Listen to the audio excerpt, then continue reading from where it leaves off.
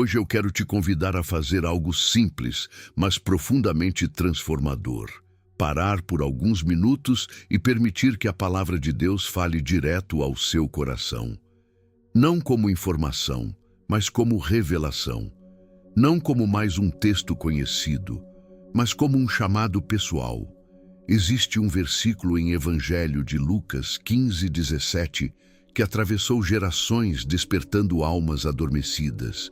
Ele diz: caindo em si, ele disse: quantos empregados de meu pai têm comida de sobra, e eu aqui morrendo de fome? Esse momento não é apenas parte de uma parábola, é um espelho, é aquele instante em que a ficha cai, é o despertar depois de uma longa noite, é o ponto exato onde a graça começa a reconstruir o que parecia perdido. Essa história fala do filho pródigo, mas também fala de mim e de você, porque em algum momento da vida, todos nós nos afastamos. Às vezes não fisicamente, mas no coração. Nos distraímos, nos endurecemos, nos convencemos de que sabemos o que estamos fazendo, até percebermos o vazio. O versículo diz, caindo em si. Isso significa que antes de voltar para o Pai, ele voltou para si mesmo. Há um tipo de fome que não é de pão, há um cansaço que não é físico, há um vazio que nenhuma conquista preenche. E talvez você esteja sentindo isso agora. Mas existe uma verdade poderosa aqui. Não importa o quão longe você tenha ido, sempre existe um caminho de volta. Deus não mudou de endereço. Ele não fechou a porta. Ele não desistiu de você. Talvez você pense que foi longe demais, que desperdiçou tempo demais, que errou demais. Mas o céu ainda sabe o seu nome. E nesta manhã, o Pai continua esperando. Se essa palavra já começou a tocar o seu coração, escreva nos comentários: Pai, eu estou voltando. Ser pródigo não significa apenas ser rebelde. A própria palavra pródigo carrega a ideia de desperdiçar, gastar de forma irresponsável aquilo que é precioso. E muitas vezes pensamos que isso se resume a dinheiro ou bens materiais, mas o desperdício mais doloroso é espiritual. Na parábola contada em Evangelho de Lucas 15, o filho mais novo não apenas saiu da casa do pai. Ele trocou identidade por impulso, trocou herança por prazer momentâneo, trocou propósito por distração. Esse é o verdadeiro drama do afastamento espiritual. Não é apenas cometer erros, mas negociar aquilo que Deus nos deu por algo que não permanece. Quantas vezes trocamos paz por aprovação? Quantas vezes trocamos intimidade com Deus por aplausos? Quantas vezes alimentamos desejos passageiros e deixamos nossa alma em jejum? Talvez você não tenha saído fisicamente de lugar algum, mas no coração foi para uma terra distante. Uma rotina sem oração, uma fé automática, uma vida ocupada demais para ouvir a voz de Deus. E o mais sutil, tudo parece normal, até que a alma começa a gritar. Mas essa não é uma história de condenação, é uma história de restauração, porque o mesmo Deus que vê o desperdício é o Deus que redime o que foi desperdiçado. Você pode ter perdido tempo, pode ter tomado decisões erradas, pode ter investido energia em caminhos que não deram fruto, mas Deus não descarta histórias quebradas. Ele transforma ruínas em testemunho. Nada é irrecuperável nas mãos dele. Se você sente que precisa que Deus restaure áreas que foram desperdiçadas, escreva: Senhor, restaura o que eu perdi. Talvez alguém pergunte: por que o pai deixou o filho ir? Por que não impediu? Por que não segurou seus braços e disse: você não vai? Porque amor verdadeiro não aprisiona. O pai da parábola em Evangelho de Lucas 15 representa o coração de Deus. E Deus não nos obriga a ficar. Ele nos dá escolha, Ele permite que decidamos, Ele respeita a nossa liberdade, mesmo sabendo que podemos usá-la para nos afastar. Isso é o mistério e a tensão do amor divino. Deus não nos controla como robôs. Ele deseja relacionamento, não obediência mecânica. Ele quer um coração que escolhe ficar, não um corpo que é forçado a permanecer. E talvez você tenha usado sua liberdade para caminhar em outra direção. Talvez tenha feito escolhas que hoje trazem arrependimento. Mas a mesma liberdade que te levou para longe pode te trazer de volta. O pai não perseguiu o filho com culpa. Ele não enviou mensagens de condenação. Ele esperou.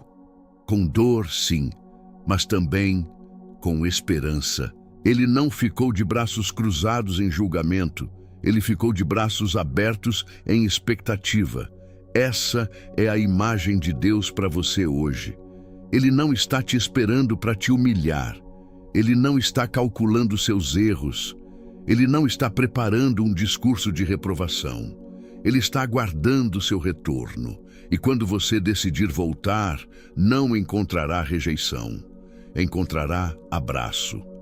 Se hoje você escolhe usar sua liberdade para se aproximar novamente de Deus, escreva: eu escolho voltar.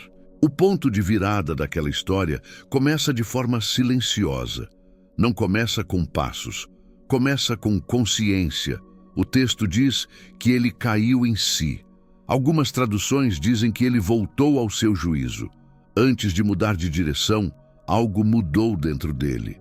A transformação começou na mente. Existe um momento na vida espiritual em que a neblina se dissipa. As justificativas já não convencem. O orgulho perde força. A dor de continuar do mesmo jeito se torna maior do que o medo de mudar. Esse momento é graça, não é coincidência, não é apenas emoção. É Deus sussurrando: você não pertence a esse lugar, você foi criado para mais.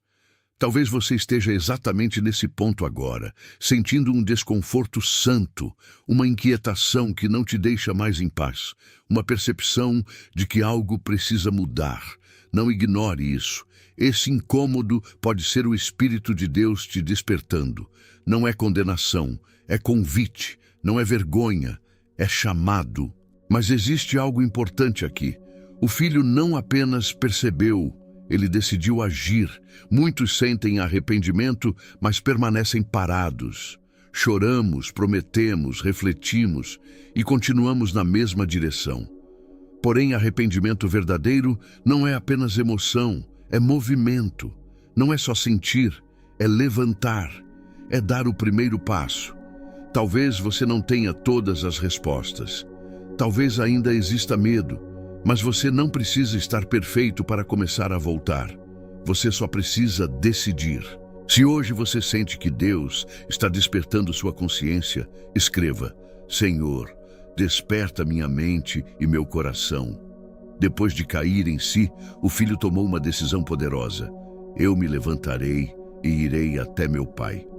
Ele não ficou apenas planejando. Ele não ficou ensaiando discursos por dias. Ele se levantou. Isso é direção. Muitas pessoas querem mudança, mas continuam sentadas. Querem restauração, mas não dão passos. Querem sentir Deus novamente, mas não se movem em direção a Ele.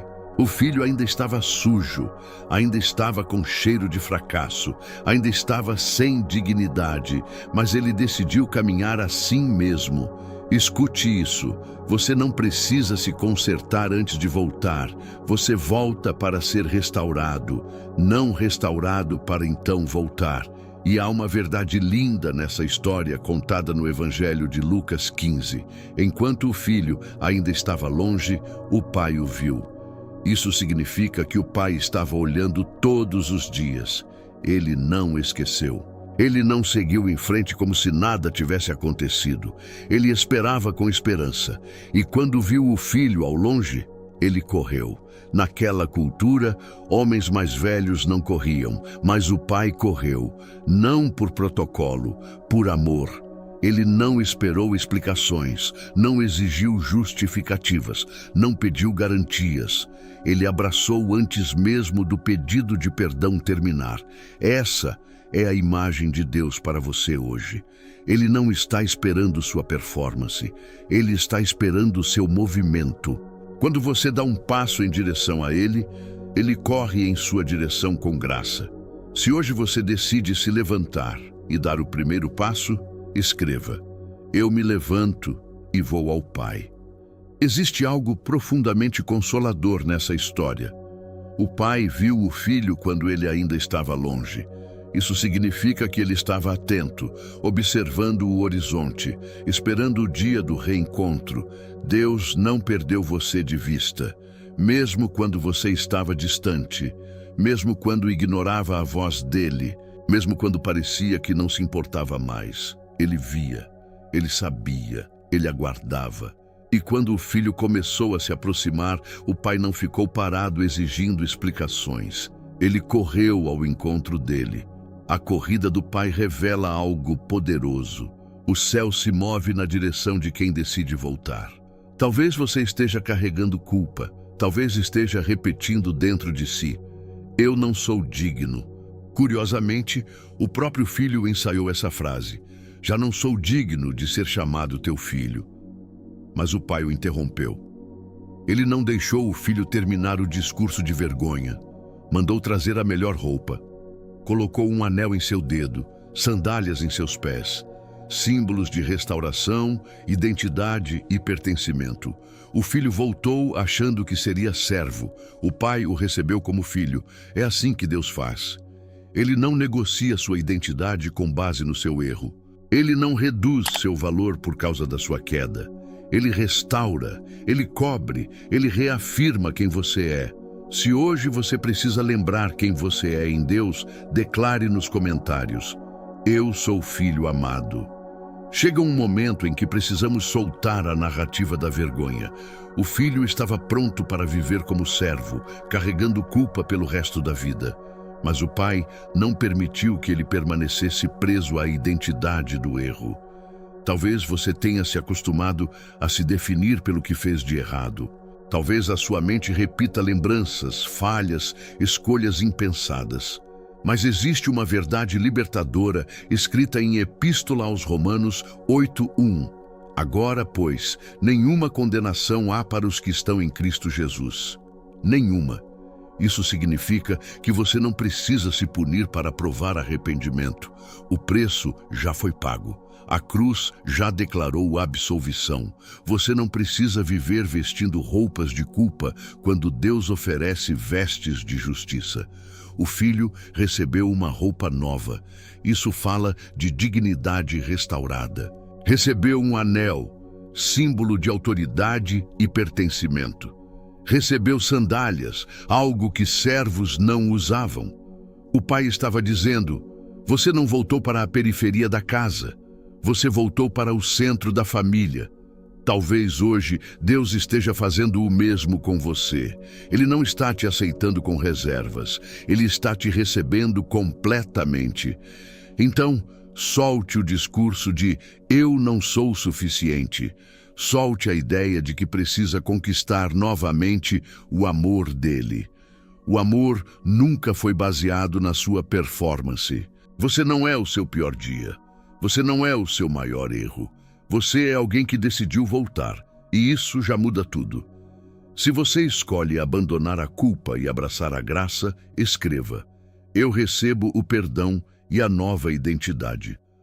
Agora que a identidade foi restaurada, algo começa a acontecer por dentro. Nasce a esperança de reconstrução. O Deus que recebe é também o Deus que restaura. Talvez você esteja pensando: eu voltei, mas e os anos que perdi, e as oportunidades desperdiçadas, e os sonhos que ficaram pelo caminho? Existe uma promessa poderosa registrada em livro de Joel 2:25. Restituir-vos-ei os anos que foram consumidos. Deus não apenas perdoa o passado, Ele pode redimir o tempo.